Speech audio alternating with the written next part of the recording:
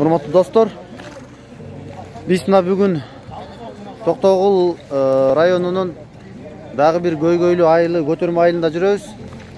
Мына Көтөрмө айылында эски Какырсай.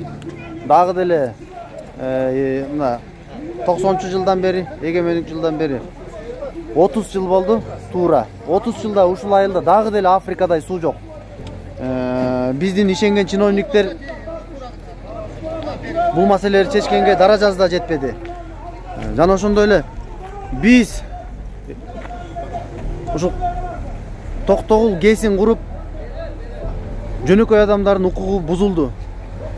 Ушул адамдар бейиште жашап турган жерине дагы деле мына Африка өлкөлөрүндө бейиштей жерден Африка өлкөлөрүндө эле сууну ташып ичет дагы деле. Болбосо Кыргызстан суунун башы дейбиз. Мынакей жөнөкөй адамдарыбыз бүгүнкү күнгө чейин мына төрөлгөндөн баштап суу ташыган бүгүнкү күнгө чейин таза сууну жада калса таза сууну иче албай атышат. Канча деген акчалар бөлүнүп атат. Эч максаттуу жетпей атат. Мына өзүңүздөр күбө болуңуздар. Урматтуу жаштар, ошон үчүн кайдыгер карабаңыздар. Эгерде биз талап кылбасак, ал сууну бөлөк адамдарга кереги деле жок. Мына биздин келечек муунга керек.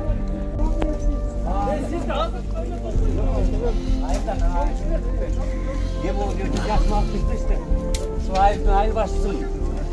İşte 2 yıl oldu. Tutar bomba. Gece sürüyordum. Sakin sürüyordum. Ayıttı başkalar. Ay.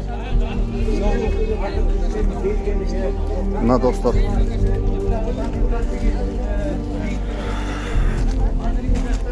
Көтөрмө айылында жашоошундай.